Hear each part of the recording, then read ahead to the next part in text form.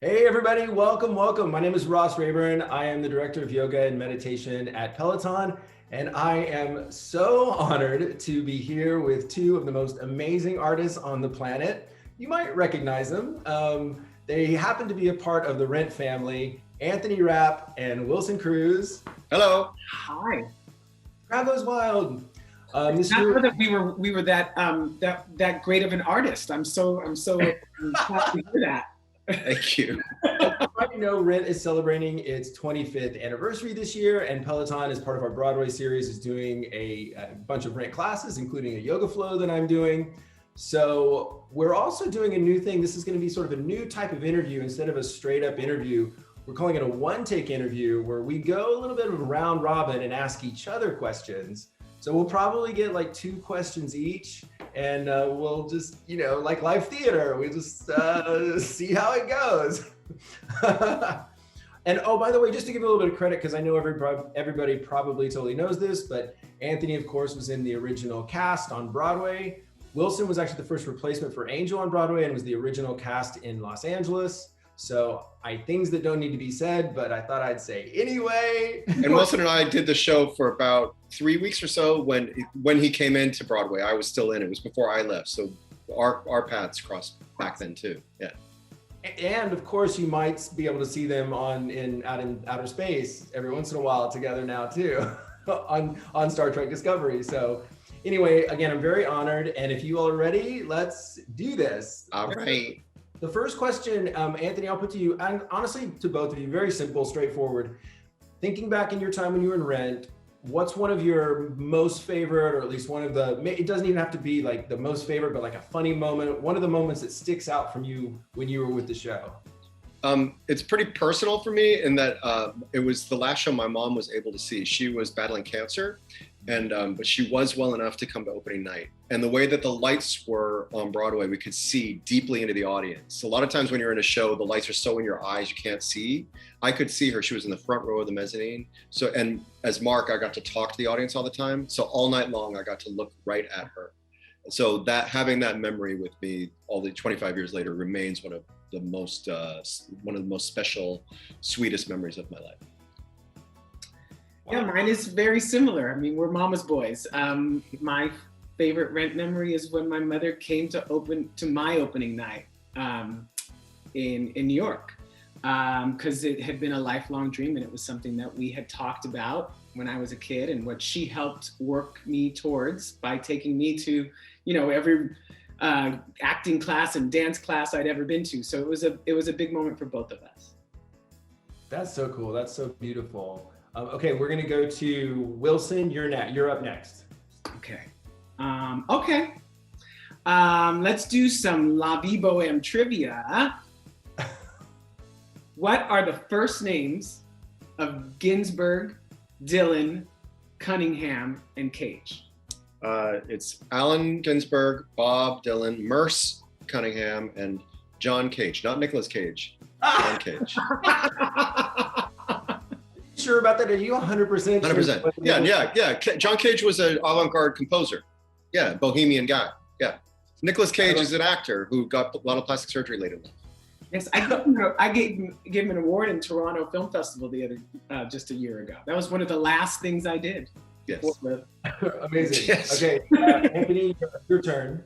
All right, Wilson, I want to go from theater and the arts to one of the reasons we're here today with Peloton, which is yoga, which for me it's about more than physical health. It's also mental health, spiritual health. So regarding that, I know that you've been getting into it more recently. I don't know if you did it before, but I know more recently you've been getting into it. Yeah, exactly how I met Ross. Yeah. So like, what can what has yoga meant to you, especially during pandemic times? Well, I am a bit of a fitness geek, and I spent a lot of time in the gym before the pandemic. So yoga for me covers a number of bases. It helps me get physical and stay in shape while I've had no access to gyms, but also it's been a really useful tool to help me feel centered and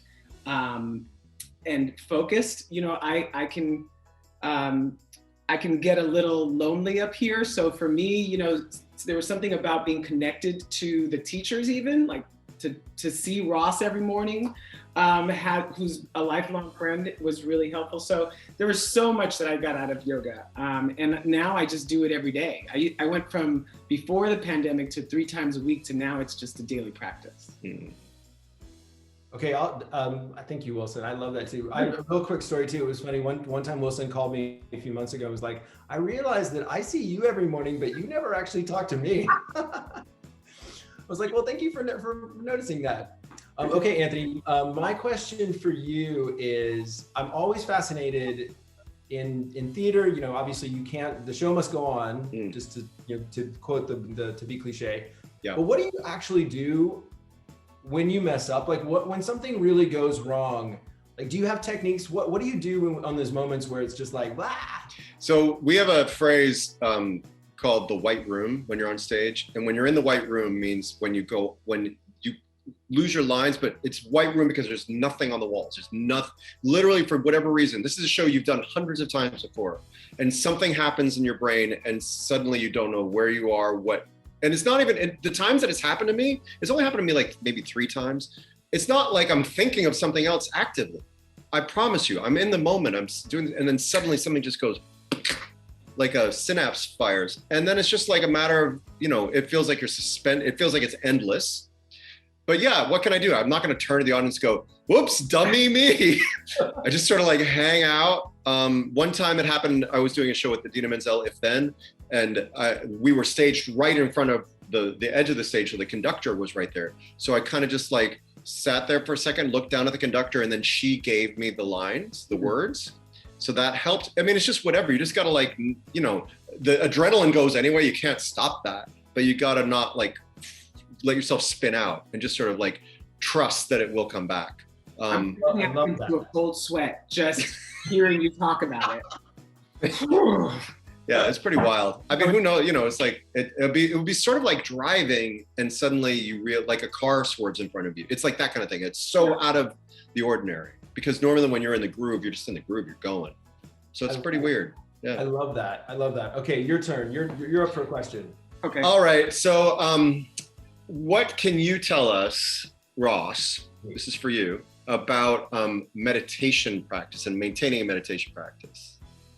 Oh, wow. What I always say when people ask me this question is, the first thing I tell them is, when I started meditating, I hated meditation.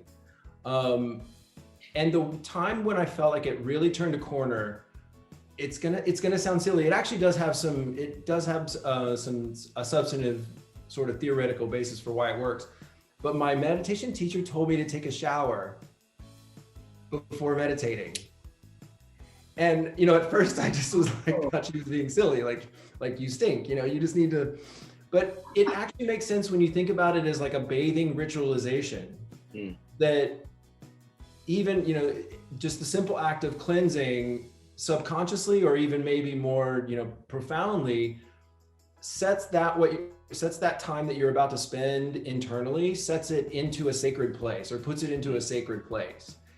And it worked. I mean, I don't know if it was exactly that moment, but I'm pretty sure it was pretty close, that after that sort of ritualization, I started to meditate more consistently. And so I often give that advice, find some way to, if you've got a candle that you love, or if you've got honestly, even if something as pedestrian as, if you're going to brush your teeth every night, before you put the toothbrush down, like put your hands on the counter and take 5 deep breaths. Like any way of potentially ritualizing it makes it a habit, and then all of a sudden it becomes less of a burden and becomes more just a part of your your routine. That's a very good question. Thank you very much. Yeah, sure. I can see how the shower too, kind of like because your body temperature comes down too, that it could be really helpful in that way as well. Yeah, exactly. I think that's a part of it too. Okay, Wilson, I think you're up next. Oh. To ask a question? Yeah. Yes.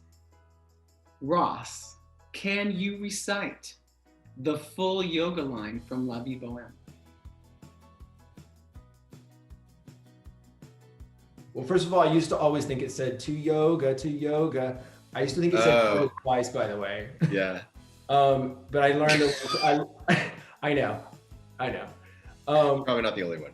I also used to think U2's song was With or Without Shoes. So like, let's, With or without shoes? Yeah. Like barefoot or not? Yeah. Yeah, exactly. Yeah. Wait, to yoga, to yogurt, to rice and beans and cheese.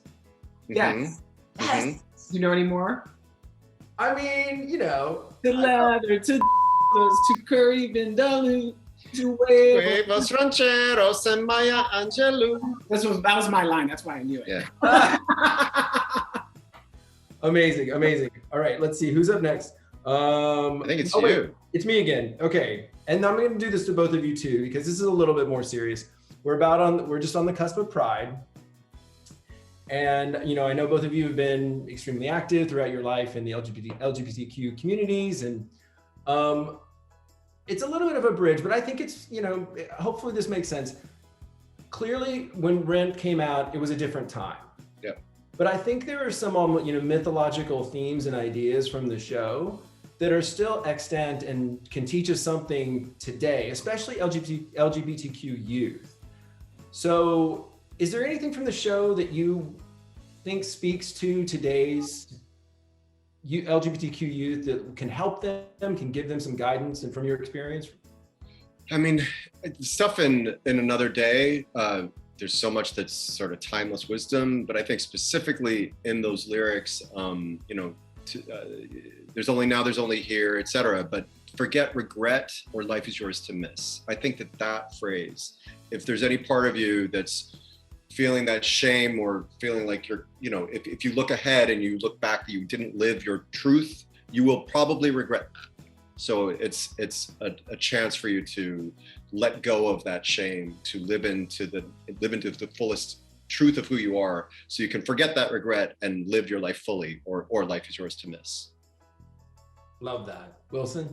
Yeah, and I think it's an obvious answer, but I think when we're growing up and we're trying to figure out what we're doing with our lives, it's so easy to define your life by the success you find in your career or your goals. And I think what we're saying in Seasons of Love is that, yes, those things are important, but what you should really measure your wealth by, your value by, is your connection to other people and how you show up for them, and those connections that we make with each other. And I think listening to that song recently during this pandemic was really powerful for me, because I miss all of that interaction, that connection with people. And I look forward to reconnecting and reinvigorating and recommitting myself to those connections.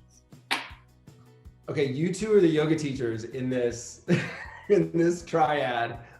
Thank you all. That was so beautiful. And I think it's a perfect note to end on. Everybody, please, if you don't already, follow these two gentlemen. They're just incredible human beings. Thank you all so much from everybody at Peloton for Thank you, Ross. Thank you. For a little thing with us.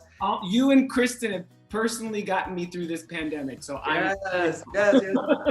And also, by the way, make sure to tune in. I don't know if you all can be there for when I teach the class, but this week I'm teaching my Rent flow. So we're gonna actually be doing a flow to all of your voices, to your music. I will be there. What time of day is your class? I want to say that's really horrible that I don't know this on the spot, but I want to say it's 10:30 on the second. On demand, Anthony, you can. Oh, you can do it on demand. Okay. I have a hard time. I like my best exercise time is like noon or after. If it's in the morning, sometimes my body just goes no. And I don't ever take the classes when they take. Yeah. Okay. I take them on demand. Cool. Yeah, you can absolutely do it on demand. And I'm going to shout you out anyway, even if you're not on the leaderboard, but I'm going to give you a little shout out during class anyway. So. Okay, thank you. Thank you. I won't be there is if I'm working, but otherwise I'll be there. Thanks you all so much. Thank you so much. Can't wait to see you both in person. Cool. Take care. Bye. Thank you.